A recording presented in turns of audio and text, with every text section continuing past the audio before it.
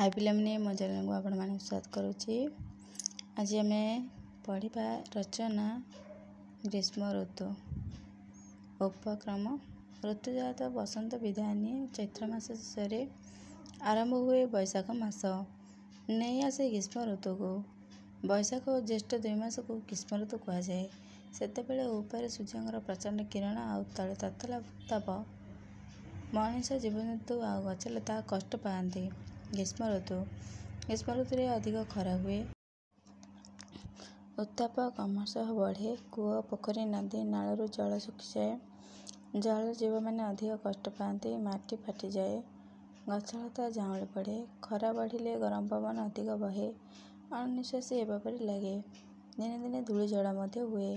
ଚାରିଆଡ଼େ ଅନ୍ଧାର ଦେଖାଯାଏ। ଘର ଦ୍ୱାର ବାଟ ଘାଟ ସବୁ ତାତିଯାଏ। ଦେହରୁ ଗମ ଗମ ଝାଳ ବାହାରେ। ସମସ୍ତେ ପଙ୍ଖା, ପବନ, ବିଛଣା ପବନକୁ ଆଶ୍ରୟ କରନ୍ତି।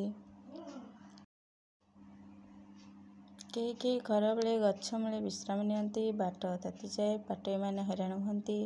ଭାରି ଶୋଷ ଲାଗେ। ପଶୁମାନେ ଧୋକାଉଥାନ୍ତି। ଜୀବ ବାହାର କରିଥାନ୍ତି। ପକ୍ଷୀମାନେ ପାଟିମଲା କରି ଗଛ ମୂଳରେ ଲୁଟି ବସନ୍ତି।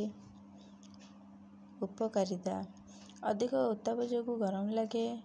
ଜଳ ସବୁ ବାଷ୍ପ ହୋଇ ଉପରକୁ ଉଠିଯାଏ। ଖରାଦିନ ହେଲେ ଆମ୍ବ ଗଛରେ ଆମ୍ବ ପାଚେ। ପଣସ ମଧ୍ୟ ପାଚେ। ସପୁରୀ, ତାଳ, ଜାମୁକୋଳି ଇତ୍ୟାଦି ଫଳ ଖାଇବାକୁ ଭଲ ଲାଗେ ବା ମିଳେ। ଲୋକମାନେ ଆଖୁରସ, ସରବତ, ବେଲପଣା ପିଅନ୍ତି। ଏ ସମୟରେ ଦିନ ବଡ଼ ରାତି ଛୋଟ ହୋଇଥାଏ। ଦିନେ ଦିନେ ଖରାବେଳେ ବର୍ଷା ଉଠାଏ। ପ୍ରବଳ ବର୍ଷା ହୁଏ କିମ୍ବା ବାଦଲ ଉଡ଼ିଯାଇ ଚାଲିଯାଏ। କୁଆପଥରରେ ବର୍ଷା ମଧ୍ୟ ହୁଏ। ଉପକାରିତା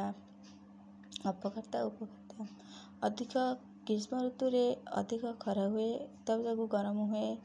ମଣିଷ, ଜୀବଜନ୍ତୁ, ଗଛଲତା କଷ୍ଟ ପାଆନ୍ତି। ଗଛଲତା ସବୁ ଝାଉଁଳି ପଡ଼େ। ଜଳ ଶୁଖିଯାଏ। ଘାସ ସବୁ ମରି ମରି ଯାଏ। ଗାଈ ଗୋରୁ ସବୁ କଷ୍ଟ ପାଆନ୍ତି। ରଥ ଭ୍ରମଣ ମଧ୍ୟ କିଛି ଲୋକଙ୍କର ହୋଇଥାଏ।